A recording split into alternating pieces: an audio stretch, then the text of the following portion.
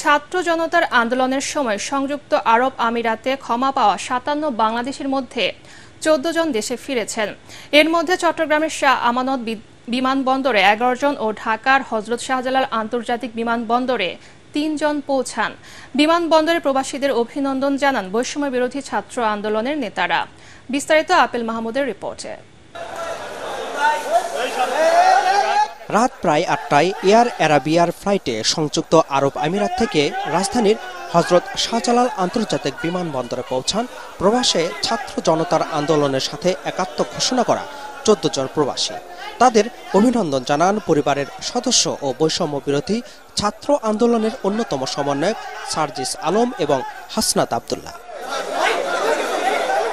প্রবাসে আইনের বিরুদ্ধে গিয়ে সরকার পতনের আন্দোলনের অভিজ্ঞতা বর্ণনা করেন প্রবাসীরা। রাজতন্ত্র দেশে যদি প্রতিবাদ করি, ১ থেকে ৪-এর ঊর্ধ্বে যদি কেউ সমবেত করে রাজতন্ত্র আইনে ফাঁসি হবে। আমরা ফাঁসিকে তোয়াক্কা করে আমরা দেশকে খুনিয়াসীরা পতন করার জন্য আমরা হাজারো জনতা, হাজারো যুবক, হাজারো ছাত্ররা আমরা প্রতিবাদ করেছি। আমি নির্দিষ্টভাবে কোনো দলের সাথে জড়িত নই যে আমি দলের স্বার্থে আমি করেছি, ঠিক আছে। আমি যেটা করেছি সেটা আমি আমার দেশকেও ভালোবাসি, আমি আমার ছাত্র ভাই মানুষকেও ভালোবাসি। আমি মনে করি একটা দেশ উন্নতি হওয়ার জন্য দেশের জনগণকে দেশের প্রতি ভালোবাসা থাকাটা সর্বোচ্চ জরুরি। আমাদের সাথে কি হয়েছে সেটা আমার আল্লাহ মাহবুব দেখছে, আমরা দেখছি, আমরা ৫৭ জন এটা ফেস করছি। তো আমরা ওই ব্যাপারে আপাতত কিছু বলতে চাই না। আমাদের এখনো অনেক ভাই ৫৭ জন থেকে অনেক বেশি আপনাদের চিন্তাধারার চাইতে অনেক বেশি মানুষ ওখানে এখনো আটক পড়েছে। অনেকের রায় হয়েছে, অনেকের হয় নাই। আওয়ামী লীগ সরকারের বিরুদ্ধে সংযুক্ত আরব আমিরাতে আন্দোলন করায় এসব প্রবাসীদের প্রতি কৃতজ্ঞতা জানান বৈষম্য বিরোধী ছাত্র আন্দোলনের নেতারা।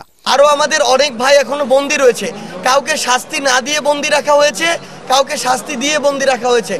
আমাদের জায়গা থেকে অন্তর্বর্তীকালীন সরকারকে একটি প্রধান চাওয়া, যেটি হচ্ছে যে আমার সকল ভাইকে যারা এই ছাত্র জনতার অভ্যুত্থানের জন্য এখন জেলে বন্দী রয়েছেন তাদেরকে যেন অতি দ্রুততম সময়ে মুক্ত করা হয়। আমরা আপনাদের কাছে আহ্বান জানাবো, কোনো কনসুলেটে, কোনো এম্বাসিতে আমাদের প্রবাসীদের প্রথম শ্রেণীর নাগরিকের অধিকার দিতে হবে।